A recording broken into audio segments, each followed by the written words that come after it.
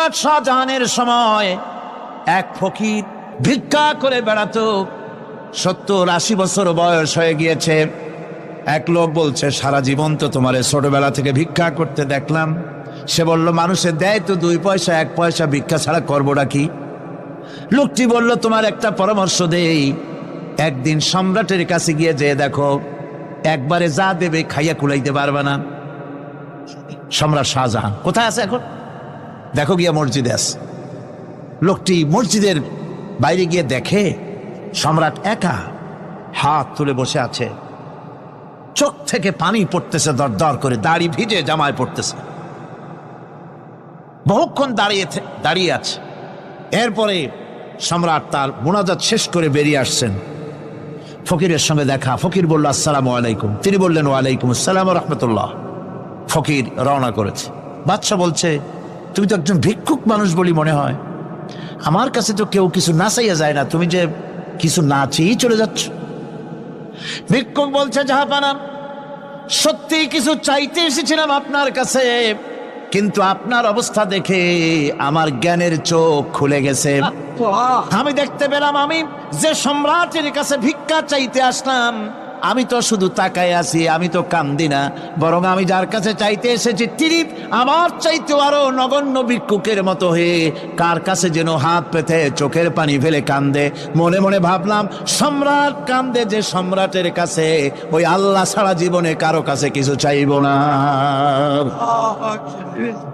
আল্লাহর কাছে চাওয়ার অভ্যাস করুন, তিনি দিতে পারেন, সবকিছু তার আছে। এই বিশ্বাস মনের ভিতরে জমাতে হবে, তাহলেই সত্যিকারের মুসলমান আমরা হব।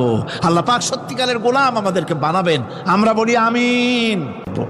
জান্নাতের মধ্যে একটি প্রবাহমান ঝর্ণা আছে, আল্লাহর বান্দারা সেখান থেকে পান করতে পারবে। সেই ঝর্ণা থেকে তৃষ্ণা নিবারণ করবে এবং নিজেদের ইচ্ছে মতো তারা এই ঝর্ণার শাখা প্রশাখা নিজেদের এরিয়া পর্যন্ত নিয়ে যেতে পারবে। এমন একটা ঝর্ণা থাকবে যেখানে আল্লাহর বান্দারা, আল্লাহ পাক বলছেন, আইনাই ইয়াশরাবু বিহা ইবাদুল্লাহ, আল্লাহর বান্দারা, আল্লাহর গোলামেরা, সেখানে তাদের তৃষ্ণা মিটাবে এমন ঝর্ণা আছে। ওই ঝর্ণার কাছে যাওয়ার দরকার নাই, তাদের ইঙ্গিতে ইচ্ছা অনুযায়ী তাদের ঘরের দরজা পর্যন্ত যেখানে খুশি সেখানের শাখা প্রশাখা প্রবাহিত করে নিতে তারা সক্ষম হবে। মুমিন বান্দার গুনাহবলী বলতে গিয়ে, মুমিন বান্দার গুনাহবলী বর্ণনা করতে গিয়ে আল্লাহ রাব্বুল আলামিন বলেছেন, ওয়া ইবাদুর রাহমানিল্লাযীনা ইয়ামশুনা আলাল আরদি হাওনা। রহমানের বান্দা হলো তারা যারা জমিনের উপরে চলাফেরা করার সময় বিনয়ের সাথে চলাফেরা করে, তারা হচ্ছে রহমানের বান্দা। কার বান্দা? রহমানের বান্দা। আদর করে আল্লাহ বলছেন বান্দা, গোলাম। শয়তান নিজে অভিশপ্ত হওয়ার পর এর প্রতিশোধ নেওয়ার জন্যে আল্লাহ পাকের দরবারে বলেছিল, আয় আল্লাহ, তোমার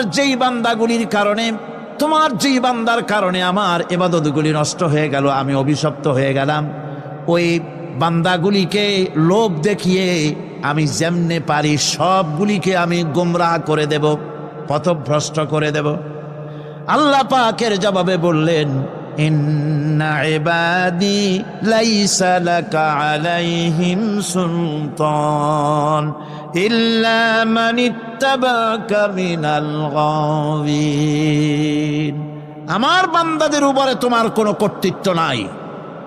আমার বান্দা, আদর করে আল্লাহ পাক বলছেন, আমার বান্দাদের উপরে তোমার কোনো কর্তৃত্ব নাই। তবে হ্যাঁ, যারা তোমার কথা মান্য করবে তারা অবশ্যই গোমরাহ হয়ে যাবে, পথভ্রষ্ট হয়ে যাবে। কিন্তু আমার সত্যিকারের বান্দা যারা, তাদের উপরে তুমি গোমরাহি, তাদেরকে তুমি পথভ্রষ্ট করতে পারবে না, তাদের উপরে তোমার কোনো কর্তৃত্ব নাই। ভাইরা আমার, হযরত ঈসা আলাইহিস সালামের ব্যাপারে, হযরত ঈসা আলাইহিস সালামকে খ্রিস্টানেরা তারা বলেছে, ওয়াকালাতিন নাসারাল মাসীহু ইবনুল্লাহ। মসিহ হচ্ছে কার ছেলে? নাউযুবিল্লাহ। বলেন সবাই নাউযুবিল্লাহ। তাকে যখন আল্লাহর ছেলে বলা হলো, আল্লাহর পুত্র বলা হলো, রব্বুল আলামিন তার জবাবে বললেন, ইন হুয়া ইল্লা আবদুন আনআমনা আলাইহি, তিনি তো একজন বান্দা, তিনি আমার বান্দা ছাড়া আর কিছুই নন, আমি তার প্রতি অনুগ্রহ করেছি। বান্দা, আমার বান্দা। আল্লাহ পাকের বান্দা হওয়ার ব্যাপারে কোন মানুষের লজ্জা থাকার কথা নয়। এমনকি আল্লাহ পাক ঈসা আলাইহিস সালাম সম্পর্কে বলছেন, লা ইয়াস্তানকিফাল মাসীহু আইয়াকুনা আবদান লিল্লাহি ওয়ালাল মালাইকাতুল মুকাররাবুন। মসিহ আল্লাহর বান্দা, তাতে কখনো বিন্দু মাত্র লজ্জা তিনি পোষণ করেন নাই যে আমি আল্লাহর বান্দা, আল্লাহর গোলাম। এটা একটা কথা হইল? এরকম লজ্জা তিনি পোষণ করেনি। এমনকি তার নিকটবর্তী ফেরেশতা যারা, তারাও আল্লাহর বান্দা গোলাম হওয়ার জন্য তাদের ভিতরে কোনো লজ্জা নাই। যারা নাকি আল্লাহর গোলাম, এই ব্যাপারে যাদের মধ্যে লজ্জার সৃষ্টি হয়, আল্লাহর গোলাম এটা কেমন কথা, বান্দা হওয়াটা কেমন কথা, যারা গোলামীকে অস্বীকার করে তাদের সম্পর্কে আল্লাহ পাক বলছেন, ওয়া মাইয়াস্তানকিফ আন ইবাদাতিহি ওয়া ইস্তাকবির ফাসায়াহশুরুহুম ইলাইহি জামিআ। কেউ যদি আল্লাহর বন্দেগী করার ব্যাপারে লজ্জা পোষণ করে, যদি লজ্জার কারণ মনে করে, অহংকার করে, গৌরব করে, তাহলে তারা পালাবে কোথায়, যাবে কোথায়? আমি কিয়ামতের দিন সবগুলিকে এক জায়গায় করে ফেলবো। সুতরাং আল্লাহ পাকের গোলামিতে আল্লাহ যে বান্দা বলে যখন ডাকেন, লজ্জার কোনো কারণ নাই। অহংকার যে করবে সে নিজেকে ধ্বংস করবে। আল্লাহ পাক সব নবীদেরকে নিজের বান্দা বলেছেন। নবীরা কি আল্লাহ পাকের বান্দা। হযরত ইউসুফ আলাইহিস সালাম সম্পর্কে আল্লাহ পাক বলছেন, কাযালিকা লিনাসরিফা আনহু আস-সুআ ওয়াল ফাহশা ইন্নাহু মিন ইবাদিনাল মুখলাসিন। এরূপই ঘটল যাতে আমি ইউসুফ আলাইহিস সালামকে, আমার বান্দা, তাকে আমি নির্লজ্জতা ইত্যাদি থেকে আমি রক্ষা করেছি। নিশ্চয়ই হযরত ইউসুফ ছিল আল্লাহ পাকের বান্দা, আল্লাহ পাকের আব্দ। রাসূল করিম সাল্লাল্লাহু আলাইহি ওয়াসাল্লাম তিনি হচ্ছেন সর্বশ্রেষ্ঠ আল্লাহর পয়গম্বর।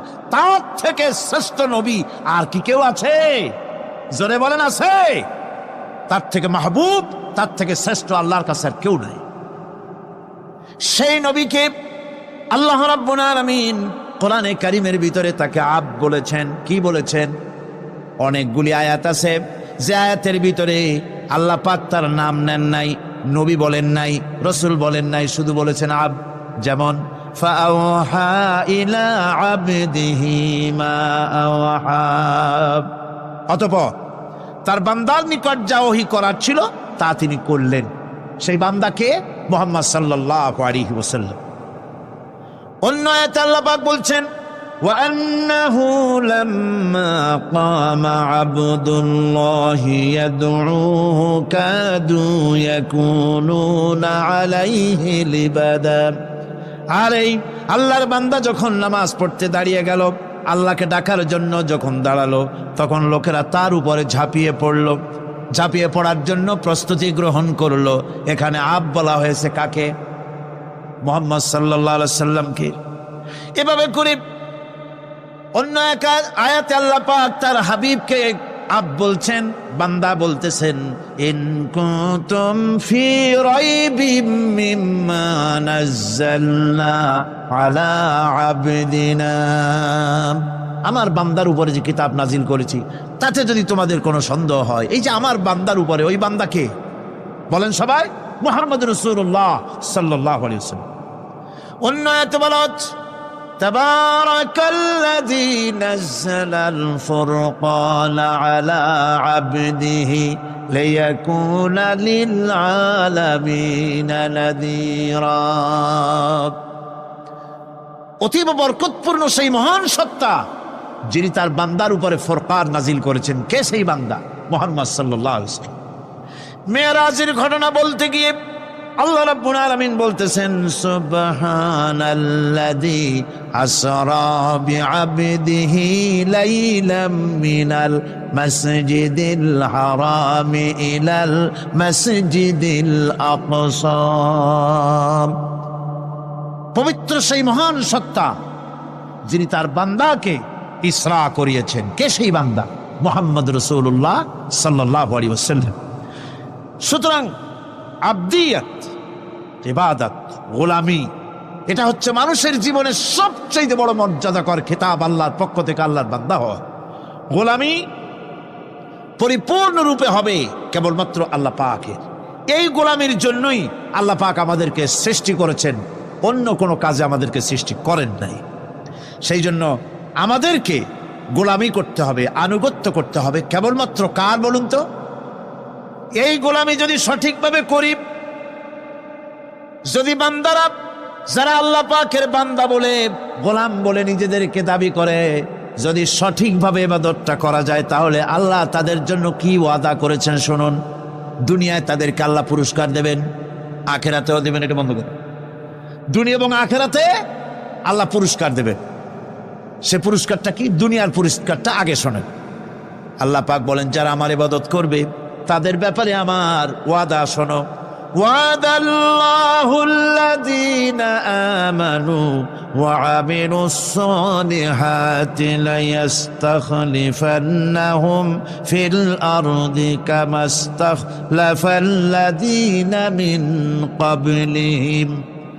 তোমাদের মধ্যে যারা ঈমান এনেছে এবং সৎ কাজ করেছে, আল্লাহ রাব্বুল আলামিন তাদের ব্যাপারে আল্লাহর ওয়াদা হচ্ছে, আল্লাহর প্রতিজ্ঞা হচ্ছে, আল্লাহ ওয়াদা করতেছেন তাদেরকে জমিনের উপরে প্রতিষ্ঠিত করবেন। যেমন করে তোমাদের পূর্বপুরুষদেরকে প্রতিষ্ঠিত করা হয়েছিল, ওইভাবে তোমাদেরকে প্রতিষ্ঠিত করা হবে। সুবহানাল্লাহ। প্রতিষ্ঠিত করা হবে মানে রাষ্ট্র ক্ষমতা দেওয়া হবে। কি দেওয়া হবে?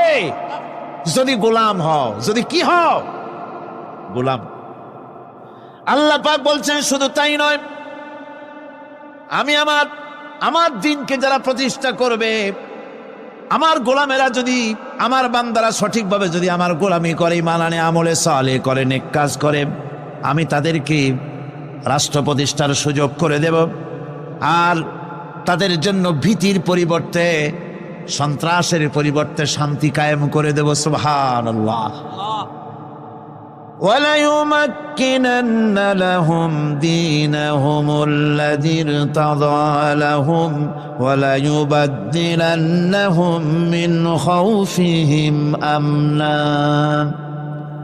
তাদের দিনকে তারা নিজেদের জন্য যা পছন্দ করেছে অবশ্যই তিনি তা কায়েম করে দিবেন, এবং সন্ত্রাস আর ভীতির পরিবর্তে আল্লাহ নিরাপত্তা দান করবেন। যেরকম সুবহানাল্লাহ। সন্ত্রাস বন্ধ হবে, চুরি, ডাকাতি, জেনা, ব্যভিচার সব বন্ধ হয়ে যাবে। তোমরা ক্ষমতায় থাকবে, তোমরা ডমিনেটেড হবে না, তোমরা ডমিনেট করবে। গোটা পৃথিবীকে শাসন করবে, শাসিত তোমরা হবে না। আর ভীতির পরিবর্তে নিরাপত্তা তোমরা লাভ করবে। কি করলে? ইয়াবুদুনানি লা ইউশরিকুনা বি শাইআ। সুতরাং তারা যেন আমার ইবাদত করে এবং আমার সঙ্গে যেন কাউকে শরীক না করে। আল্লাহ বলছেন তোমরা যদি আমার সাথে শরীক না করো, ইবাদতের মধ্যে কাউকে যদি শরীক স্থাপন না করো, আর যদি তোমরা আমার ইবাদতটা সলিডভাবে আমার জন্যই করো, তাহলে রাষ্ট্র ক্ষমতা তোমাদের হাতে আসবে, সন্ত্রাস নির্মূল হবে, শান্তি প্রতিষ্ঠিত হবে। এই হচ্ছে দুনিয়ার পুরস্কার। এটা কিসের পুরস্কার? আর আখিরাতের পুরস্কারের কথা বলা হচ্ছে। وَمَن يُطِعِ اللَّهَ وَرَسُولَهُ وَيَخْشَ اللَّهَ وَيَتَّقِهِ فَأُولَئِكَ هُمُ الْفَائِزُونَ। যে ব্যক্তি আল্লাহ এবং রাসূলের আনুগত্য করেছে, আল্লাহকে ভয় করে চলেছে, তার গজব থেকে বেঁচে রয়েছে, সেই হচ্ছে সফল কাম। সফল কাম মানে কি? কিয়ামতের দিন আল্লাহ পাক তাদেরকে জান্নাত দান করবেন। আল্লাহ পাক তাদেরকে কিয়ামতে কি দিবেন? জান্নাত দিবেন, চিরস্থায়ী শান্তির জায়গা, সেই জান্নাত লাভ করা যাবে। আজ ইবাদতের এই যে গুরুত্বপূর্ণ ইবাদত, এই ইবাদতের ভুল অর্থ সমাজের ভিতরে ছড়িয়ে আছে। সাধারণ মানুষেও ভুল করেছে, অসাধারণ মানুষেরাও ইবাদতের ভুল অর্থ করে ভুলের মধ্যে নিমজ্জিত আছে বিরাট সংখ্যক লোকেরা। সাধারণ মুসলমানেরা তারা যে ভুলটা করলো ইবাদতের অর্থ করতে গিয়ে, সেটা হলো এই, সাধারণ লোকেরা মনে করলো কয়েকটা অনুষ্ঠানের নাম হচ্ছে ইবাদত, নামাজ, রোজা, হজ, যাকাত, সাদকা, ফিতরা, এর নাম হলো ইবাদত। অনুষ্ঠান শেষে তারা নিজেদেরকে স্বাধীন মনে করল। তারা আল্লাহ পাকের প্রত্যেকটি আইনের ধারাকে লঙ্ঘন করল। বছরে একবার রোজা রেখে, বছরে 1 মাস রোজা রেখে মনে করলো ইবাদত শেষ। 5 ওয়াক্ত নামাজ পড়ে মনে করলো ইবাদত শেষ। আমি প্রশ্ন করি, 5 ওয়াক্ত নামাজের নামই যদি হয় ইবাদত, 5 ওয়াক্ত নামাজের নামই ইবাদত, এটাই যদি হয়, তাহলে 5 ওয়াক্ত নামাজ পড়তে সময় লাগে কত? উজু টুজু করে বড় জোর 1-1.5 ঘন্টা সময় লাগে 5 ওয়াক্ত নামাজ পড়তে। তো এর নাম যদি হয় ইবাদত, তার অর্থ কি দাঁড়াবে? অর্থ দাঁড়াবে আপনি 24 ঘন্টার ভিতরে 1 থেকে 1.5 ঘন্টার জন্য আল্লাহর গোলাম, বাকি 22 ঘন্টার জন্য শয়তানের গোলাম হতে কেউ রাজি আছেন? রোজার নামই যদি হয় শুধু ইবাদত, তাহলে তার অর্থ দাঁড়াবে বছরের ভিতরে 1টা মাসের জন্য আপনি আল্লাহর গোলাম, আর 11 মাসের জন্য শয়তানের গোলাম হতে কেউ রাজি আছেন? তাহলে বিষয়টা কি? বিষয়টা হচ্ছে নামাজ, রোজা, হজ, যাকাতি শুধুমাত্র ইবাদত নয়, আনুষ্ঠানিক ইবাদত তো বটেই, কম্পালসারি ইবাদত তো বটেই, কিন্তু শুধুমাত্র নামাজ, রোজা, হজ, যাকাত ইবাদত শুধুমাত্র নয়, এগুলি হচ্ছে ইবাদতের পার্ট, ইবাদতের অংশ। বরং জীবনের সব ক্ষেত্রে আল্লাহর হুকুমকে মানার নামই হচ্ছে, ভাইরা আমার, একদিকে নামাজ রোজা করছে, অন্যদিকে আল্লাহর আইনের প্রতিটি ধারাকে লঙ্ঘন করে চলছে, মিথ্যা ওয়াদা করে, মিথ্যা কথা বলে, সুদ খায়, ঘুষ খায়, জেনা করে, এরপরে অন্যের হক নষ্ট করে, প্রতিবেশীর হক নষ্ট করে, হারাম মাল খায়, হকদারের হক নষ্ট করে, প্রতিবেশীর হক নষ্ট করে, জিন্দা মুর্দা মানুষকে নিজের জন্য শক্তিধর বলে মনে করে, 1 টুকরা রুটির জন্য অথবা 1 ফোঁটা 1 ঘটি পানির জন্য কাফেরের কাছে হাত পেতে দাঁড়ায় থাকে। এই যদি অবস্থা হয়, এটাই যদি হয় ঈমান, আর এটার নামই যদি ইবাদত হয়, তাহলে এই পৃথিবীর মুসলমানের আজ লাঞ্ছিত কেন? আল্লাহর ওয়াদা কি মিথ্যা? নাউযুবিল্লাহি মিন যালিক। আমাদের ইবাদত যদি ঠিক হয়, যদি সত্যিকারের ইবাদত যদি আমরা করে থাকি, তাহলে ক্ষমতায় ইমানদারেরা নাই কেন? বিশ্বজুড়ে মুসলমানেরা লাঞ্ছিত কেন? তাহলে বুঝতে হবে ইবাদতের মধ্যে বিরাট গরমিল করে ফেলেছি, ঠিক কিনা? লক্ষ্য করুন, যেই লোকটা হজ করতেছে, উমরা করতেছে, নামাজ পড়তেছে, মসজিদ মাদ্রাসায় চান্দা দিতেছে, ওই লোকটি আবার ব্যাংকের থেকে সুদের টাকা নিয়ে ব্যবসা চালাইতেছে। ব্যবসা ঠিক রাখার জন্য, ইনকাম ট্যাক্স ফাঁকি দেওয়ার জন্য ব্যবসায়ীরা 2 ধরনের 3 ধরনের খাতা মেনটেন করছে। কথা ঠিক কিনা?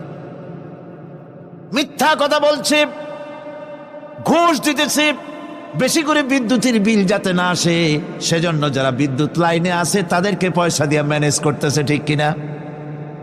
আমি পার্লামেন্টে বলেছি বিদ্যুৎ বাইরের থেকে আনতে হবে না, ঘুরে ঘুরে আবার বিদ্যুতের কথা আসলো। বিদ্যুৎ আনা লাগবে না, কারণ আমার দেশের চাহিদা হচ্ছে 2500 মেগাওয়াট, সেখানে 1800 মেগাওয়াট আমাদের আছে। আরেকদিকে 4টা বিদ্যুৎ প্রকল্প বন্ধ হয়ে আছে। ওই 4টি বন্ধ হওয়া প্রকল্প যদি চালু করা যায়, তাহলে 2900 মেগাওয়াট বিদ্যুৎ উৎপাদিত হতে পারে বলে বিশেষজ্ঞরা বলেছেন। তাহলে আমাদের উদ্বৃত্ত 400 মেগাওয়াট থেকে যাবে। এইটাকে বাইরের থেকে আনার কোনো দরকার নাই। বিদ্যুতের অপচয় বন্ধ করুন, বিদ্যুতের চুরি বন্ধ করেন। মিল কল কারখানা যাদের আছে, লক্ষ লক্ষ টাকা বিদ্যুৎ বিল হয়, কিন্তু লাইনম্যানদের সঙ্গে ম্যানেজ করে গভর্নমেন্টকে ফাঁকি দেওয়া হচ্ছে, ঠিক কিরকম? তোমার নামাজের দাম কি? তোমার হজের 4 পয়সা দাম নাই। তুমি রাষ্ট্রকে ফাঁকি দিয়েছ, তুমি জনগণকে ফাঁকি দিয়েছ, তুমি দেশের শত্রু। টেলিফোনের বিল হাজার হাজার টাকা, লাখ টাকার বেশি বিল হয়, লাইনম্যানের সঙ্গে ম্যানেজ করে 500, 700, 2000 টাকা দিয়ে সারিয়ে দেয়, ঠিক কিনা?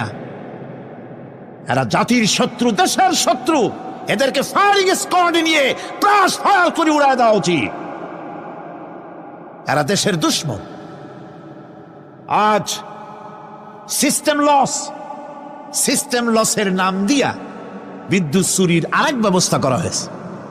সিস্টেম লস করে ওনারা নিজেরা, আর এর ভোগান্তি জনগণকে করতে হয়। কসাইয়ের মতো ছুরি দিয়া জবাও করে জনগণের কাছ থেকে সিস্টেম লসের চার্জ আদায় করা হয়। আমি পার্লামেন্টে বলেছি, মাননীয় স্পিকার, সিস্টেম লস এই নামটা উঠায় দেন, এই প্রথা বন্ধ করে দিন। বিদ্যুৎ ধার করা লাগবে না, আল্লাহ আমাদের দেশে যথেষ্ট দিছে, কোনো জিনিসের অভাব নাই। এখানে গ্যাস আছে, তেল আছে, বিদ্যুৎ আছে, পাট আছে, চা আছে, নাই কি?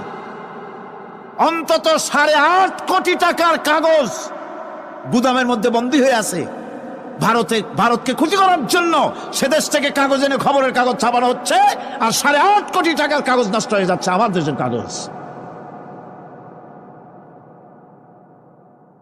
সুতরাং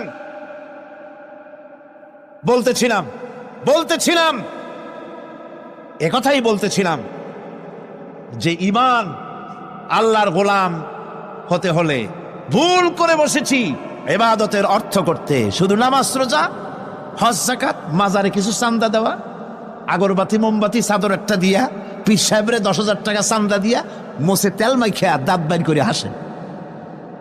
বেহেশতে তো গেছি, আর দেরি কত? বেহেশত তুমি যাবা, এত সহজ? দেশকে ফাঁকি দিছ, দেশকে ফাঁকি দিয়েছ, জনগণকে ফাঁকি দিয়েছ, নিজের মেয়েকে ফাঁকি দিয়েছে। বিবাহের সময় টাকা পয়সা দিয়া বিবাহ টিবাহ করায় দিল। ব্যবসা, ধানি সম্পত্তি, বাড়ির সম্পত্তি সব ছেলেদেরকে দিয়ে দিল, মেয়েটারে ফাঁকি দিয়ে দিল। দেয় না এরকম? ফুপুকে ফাঁকি দিল, বোনকে ফাঁকি দিল। এরপরে মোনাজাত করে সবে বরাতে, আল্লাহ আমারে বেহেশত দিও। ফেরেশতারা কয়, মর তুই আগে, বেহেশত তোরে কেমনে দেয় ভালো করে দেখাই দেব। বেটা তুই যাবি বেহেশতে? এত সোজা? ওটা মামু বাড়ির বারান্দা নাকি? এত সহজ নয়। সুতরাং সাধারণ মানুষ মারাত্মক ভুল করেছে এখানে। নামাজ, রোজা, হজ, যাকাত ইবাদত, আর কিছু কি ইবাদত মনে করে নাই? আপনার চাকরি আপনার ইবাদত, চাকরিতে ফাঁকি দেওয়া যাবে না। আপনি সুস্থ মানুষ, মেডিকেল লিভ নিয়ে ওয়াজ মাহফিল অথবা কোনো ইজতেমায় যাওয়া যাবে না, কোনো চেল্লা দিতে যাওয়া যাবে না। মেডিকেল লিভ নিয়ে আপনি সুস্থ মানুষ, কেন আপনি মেডিকেল লিভ নিচ্ছেন? আপনি ফাঁকি দিতে পারবেন না। সরকারি চাকরি করেন, মিল কল কারখানায় চাকরি করেন, ফরজ নামাজ পড়েছেন ভালো কথা, সুন্নাত পড়েছেন ভালো কথা, নফল পড়বেন না। জোহরের নফল পড়া বাদ দিন। যদি আপনি চাকরিজীবী হন, চাকরি করেন, ওটাই ইবাদত। এর নাম ইসলাম, এর নাম ইসলাম। গভর্নমেন্ট যে বেতন দেয় সেই বেতনের উপরে সন্তুষ্ট থাকুন, ঘুষ খাইয়েন না। যদি বেশি বেতন লাগে গভর্নমেন্টের কাছে দাবি জানান যে আমাদের বেতন বাড়ায় দাও। ঘুষ খাবেন কেন? হারাম। জোরে কোন এটা কি? এই ঘুষের টাকা মাজারে দিয়া, পীরেরে দিয়া আল্লাহরে খুশি করবেন, এত সহজ না, এত সহজ না। মা খালাকতুল জিন্না ওয়াল ইনসা ইল্লা লিয়াবুদুন। মানুষ আর জিন জাতিকে আমি সৃষ্টি করেছি আমার গোলামির জন্য। কার গোলামি? ওই গোলামির পূর্ণাঙ্গ নমুনা যদি জানতে চাই, পূর্ণাঙ্গ নমুনা দৃষ্টান্ত লাগবে। কাকে অনুসরণ করব? পূর্ণাঙ্গ ইবাদতের আল্লাহর গোলামির পূর্ণাঙ্গ নমুনার জন্য কোরআনে কারিমে দৃষ্টান্ত সেট করা হয়েছে। হযরত ইব্রাহিম আলাইহিস সালামের আল্লাহ পাক বলেন, ইয ক্বালা লাহু রাব্বুহু আসলিম ক্বালা আসলামতু লিরাব্বিল আলামিন। তার অবস্থা এই ছিল। কার? ইব্রাহিম আলাইহিস সালাম। তার অবস্থা এই ছিল যে তার রব যখন তাকে বললেন আনুগত্যের মস্তককে অবনত করে দাও, তিনি বললেন আমি আমার বিশ্বপালকের সামনে মাথাটা নত করে দিলাম। সুবহানাল্লাহ, কোনো শর্ত ছাড়াই মাথা নিচু করে দিলাম। এই পন্থায়, তিনি যে পন্থাটা অবলম্বন করেছিলেন, এই পন্থায় চলার জন্য তার সন্তানদেরকেও তিনি হুকুম করেছিলেন। ووصى بها إبراهيم ببنيه ويعقوب يا بني إن الله اصطفى لكم الدين فلا تموتن إلا وأنتم مسلمون। ইয়াকুব এবং ইব্রাহিম আলাইহিস সালাম তার সন্তানদেরকে এই উপদেশ দিয়েছিলেন যে তিনি বলেছিলেন, হে আমার সন্তানেরা, আল্লাহ ছাড়া তোমাদের জন্য আল্লাহ পাক এই দ্বীনকে মনোনীত করেছেন। আল্লাহ পাকের আনুগত্য করবে, তার দ্বীনের প্রতি সারেন্ডার করবে। আর খবরদার মুসলমান না হয়ে যেন তোমরা মরে যেও না। মৃত্যু মুসলমান অবস্থায় থাকবে, অর্থাৎ মৃত্যু পর্যন্ত থাকবে কি অবস্থায়? মুসলমান অবস্থায়। أم كنتم شهداء إذ حضر يعقوب الموت إذ قال لبنيه ما تعبدون من بعدي। ইয়াকুব আলাইহিস সালাম তার মৃত্যুর সময় জিজ্ঞেস করেছিলেন, ও আমার সন্তানেরা, আমার মৃত্যুর পরে তোমরা কার ইবাদত করবে, তার কার গোলামি করবে? তারা জবাব দিলেন, قالوا نعبد إلهك وإله آبائك إبراهيم وإسماعيل وإسحاق إلها واحدا ونحن له মুসলিমুন। নিঃসন্দেহে আমরা ইবাদত করব, গোলামি করব আপনার রবের, আপনার পিতার রবের, এবং আল্লাহর ইবাদত করব। আপনিও আপনার পূর্বপুরুষ ইব্রাহিম, ইসমাইল যে আল্লাহকে ইবাদত করেছে, সে আল্লাহ পাকের ইবাদত আমরা করব এবং তার অনুগত হয়ে থাকব। দাসত্ব এবং পূর্ণাঙ্গ, দাসত্বের গোলামির পূর্ণাঙ্গ নমুনা হচ্ছেন হযরত ইব্রাহিম আলাইহিস সালাম। আল্লাহ গোটা জমিন যখন শিরকের অন্ধকারে ডুবে গিয়েছিল, তখন হযরত ইব্রাহিম আলাইহিস সালাম তাওহীদের আলো জ্বালিয়ে দিয়েছিলেন। এই নিবেদিতদের ইমাম হিসাবে আল্লাহ পাক তাকে ঘোষণা দিলেন। কোরআনে কারীম বলছে, وَإِذَا ابْتَلَى إِبْرَاهِيمَ رَبُّهُ بِكَلِمَاتٍ فَأَتَمَّهُنَّ قَالَ إِنِّي جَاعِلُكَ لِلنَّاسِ إِمَامًا। ইব্রাহিমকে তার রব কয়েকটি বাক্য দিয়ে পরীক্ষা করলেন এবং তিনি সেই পরীক্ষাগুলোতে পাশ করলেন। তখন আল্লাহ রাব্বুল আলামিন তাকে বললেন যে আমি তোমাকে গোটা বিশ্ব মানবতার জন্য, গোটা বিশ্বের সমস্ত মানুষের জন্য আমি তোমাকে নেতা বানাবো। সুবহানাল্লাহি ওয়া বিহামদিহি। প্রথম পরীক্ষা হলো, গতকাল বলেছি, সে আগুনের পরীক্ষা। সেখানে আল্লাহ পাক তাকে পাশ করালেন, তিনি পাশ করলেন। দ্বিতীয় পরীক্ষা ছিল বিবি এবং নবজাতক সন্তানকে নিয়ে আল্লাহ হুকুম করলেন, এই বিবি আর বাচ্চারে নিয়ে মরুভূমিতে রেখে আসো। মরুভূমিতে যেখানে ঘর নাই, বাড়ি নাই, সেই জায়গায় বিবি এবং বাচ্চাকে রেখে যাওয়ার সময় তিনি বললেন, রব্বানা ইন্নী আসকানতু মিন যুররিয়াতি বিওয়াদিন গায়রি যী যারইন ইনদা বাইতিকাল মুহাররাম। হে আল্লাহ রাব্বুল আলামিন, আমি পানি এবং তরুলতাবিহীন এক মরুভূমির ভিতরে আমার বংশের একটি অংশকে এখানে রেখে গেলাম। তোমার ঘরের কাছে পুনর্বাসিত, আমি তাদের কাছে, এই ঘরের কাছে, সম্মানিত ঘরের কাছে রেখে গেলাম। পরীক্ষায় তিনি পাশ করলেন। হযরতে হাজেরা প্রশ্ন করলেন, ইব্রাহিম, পানি নাই, খাবার নাই, মানুষ নাই, ঘর নাই, বাড়ি নাই, মরুভূমির ভিতরে আমাকে আমার বাচ্চারে ফেলে রেখে যাচ্ছ কেন? কোনো জবাব নাই। দুইবার তিনবার প্রশ্ন করলেন। এরপরে তিনি আবার প্রশ্ন করলেন, বললেন, ইব্রাহিম, এটা কি আল্লাহর হুকুম নাকি? হযরত ইব্রাহিম আলাইহিস সালাম নিজের কলিজার টুকরা সন্তান আর বিবিকে রেখে যেতেছেন ভারাক্রান্ত মন নিয়ে। তিনি আকাশের দিকে আঙ্গুল উঁচু করে দেখালেন। হযরত হাজেরা বুঝলেন ইনি তো আল্লাহর পয়গম্বর, আমার কোন অপরাধে এভাবে ফেলে যাওয়ার কথা নয়। তিনি বুঝলেন এটা আল্লাহর হুকুম। হযরতে হাজরা বললেন, ইব্রাহিম রে, নিশ্চিন্ত মনে বাড়ি ফিরে যাও। আমার মনে কোনো চিন্তা নাই, কোনো পেরেশানি আর এখন নাই। আল্লাহর হুকুমে যদি আমাকে এই মরুভূমির ভিতরে ফেলে যেয়ে থাকো, তাহলে আমি ওই আল্লাহর প্রতি এতটা ভরসা রাখি যে এই মরুভূমির ভিতরে জল পানি শূন্য, খাদ্য শূন্য জায়গায় আমি আমার বাচ্চাকে আল্লাহ রব্বুল আলামিন না খাওয়াইয়া মারবেন না। দ্বিতীয় পরীক্ষায় পাশ করল।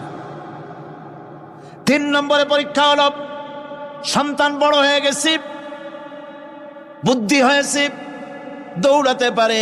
আল্লাহ রাব্বুল আলামিন হুকুম করলেন, ছেলেকে জবাহ করো। কত বড় আগুনের পরীক্ষা! কোরআন শরীফ বলছে, হযরত ইব্রাহিম আলাইহিস সালাম নিজের ছেলেকে ডেকে নিয়ে বললেন, ইয়া বুনাইয়া ইন্নী আরা ফিল মানামি আন্নী আযবাহুক ফানজুর মাযা তারা। হে আমার কলিজার টুকরা সন্তান, আমি স্বপ্নে দেখেছি যেন আমি তোমাকে জবাহ করতেছি। তোমার রায় কি, তোমার মত কি, আমারে শোনাও। ছেলে পয়গম্বর, ছেলে তার জবাবে বললেন, ইয়া আবাতি ফাআল মা তু'মার সাতাজিদুনি ইনশাআল্লাহু মিনাস সাবিরিন। হে আমার আব্বাজান, আপনি যে ব্যাপারে স্বপ্নের ভিতরে আদিষ্ট হয়েছেন, আপনি তা কার্যকরী করুন। আমাকে এতটুকু অধৈর্যের মধ্যে পাবেন না, আমাকে ধৈর্যশীলদের মধ্যে পাবেন। আমারে আপনি আল্লাহর হুকুম পালন করেন। আল্লাহ পাক শোনাচ্ছেন, ফালাম্মা আসলামা ওয়া তাল্লাহু লিল জাবিন। পিতা পুত্র দুজনই রাজি হয়ে গেল। পিতা তার ছেলেকে কাত করে গলার উপরে ছুরি ধরেছেন। আল্লাহ রাব্বুল আলামিন ইসমাইল জবাহ হোক, এটা আল্লাহ চান নাই, আল্লাহ চেয়েছেন পরীক্ষা করতে। পরীক্ষায় ইব্রাহিম পাশ হয়ে গেলেন।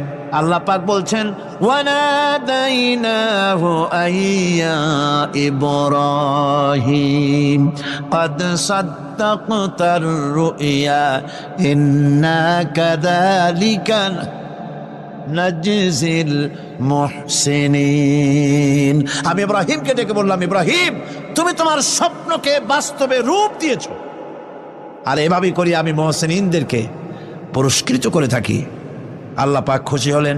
আল্লাহ পাক বললেন, ইন্না হাযা লাবালাউল মুবিন। নিঃসন্দেহে এটি একটি বিরাট পরীক্ষা ছিল। ঠিক কি না গণ? আল্লাহ নিজে বলছেন এটা একটি বিরাট পরীক্ষা, আজিম ইমতিহান। সে ইমতিহানে তিনি পাশ করলেন।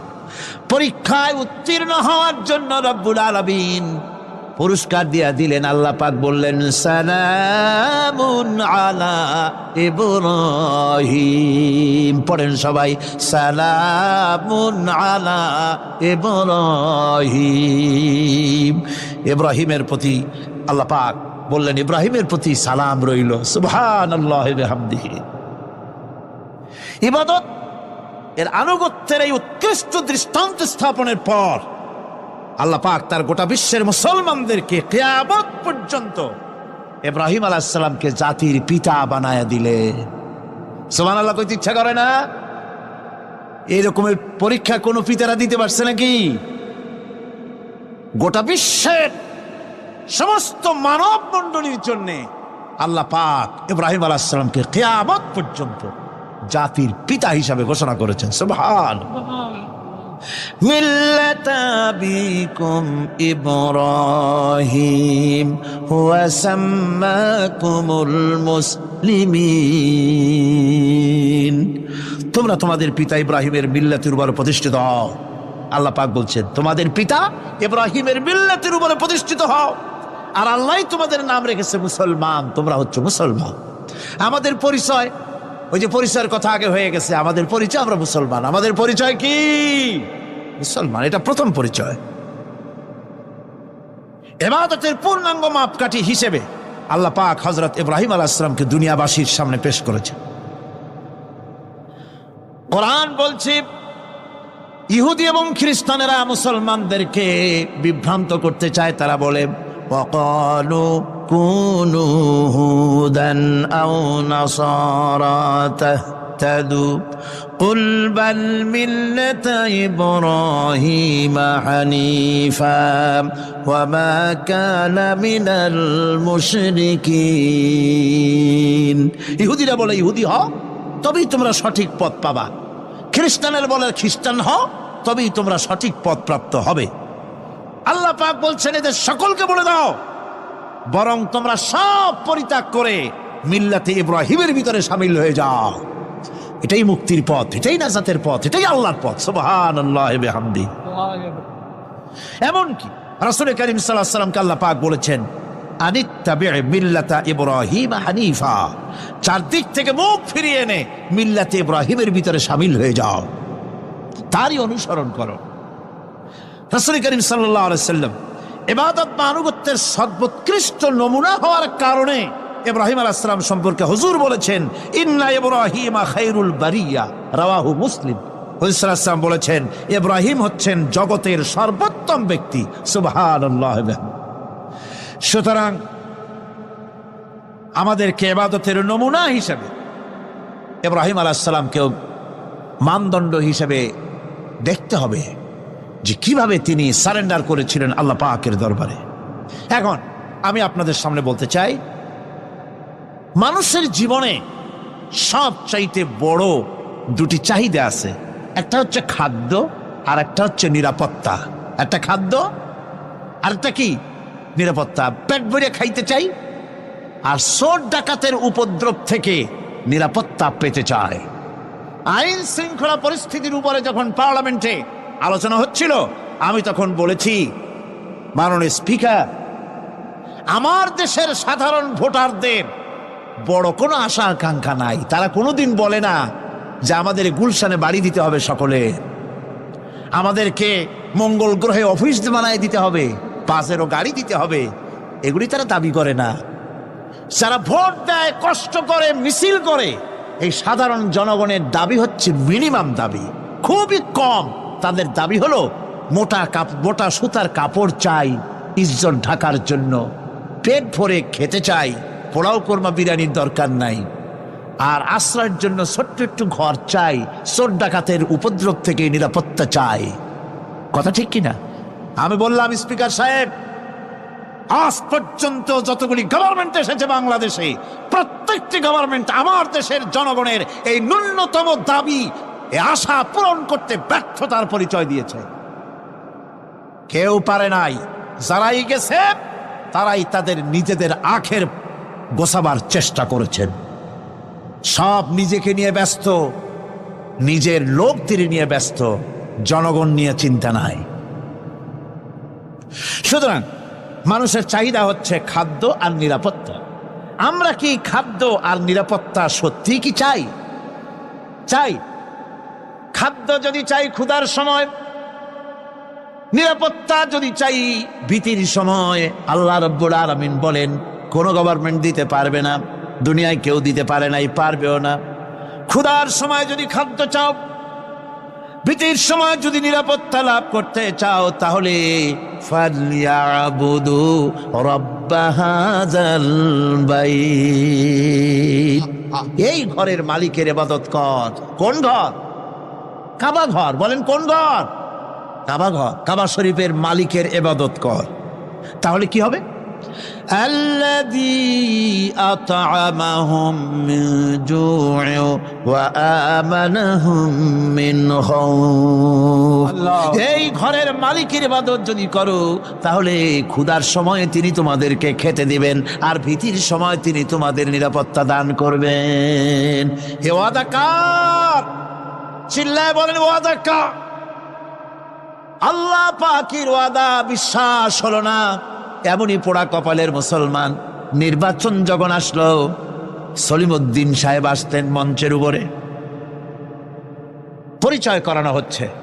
এত আপনারা যার বক্তৃতা শোনার জন্য দ্বিপ্রহরের রৌদ্রে কষ্ট করতেছিলেন, এখন সেই সংগ্রামী জননায়ক, বিপ্লবী সন্তান, তিনি এখন আপনাদের সামনে বক্তব্য রাখবেন। উনি দাঁড়ায় বললেন, ভাইয়ার আমার, বোনের আমার, আমি এবার বোতল মার্কা বাক্স নিয়ে দাঁড়াইছি, আমারে সকলে মিলে ভোট দেন। এবার যদি ক্ষমতায় যেতে পারি, না খাইয়া কেউ মরবেন না, কিন্তু কি খাইয়া মরবে তাও কয় না। মানুষেরা এই কথাগুলি বিশ্বাস করলার সমানে ভোট দিল। হায় রে কপাল! আল্লাহ বললেন আমার ইবাদত কর, আমার গোলামি কর জীবনের সব জায়গায়, তাহলে ক্ষুধার সময় খাইতে পারবি আর ভীতির সময় নিরাপত্তা পাবি। আল্লাহর কথাটা বিশ্বাস হইল না। এই নামাজ পড়ার মুসলমানের দাম আছে, কোন দাম আছে? এ রোজা খাওয়ার দাম আছে, এ মুসলমান দাবি করার দাম আছে।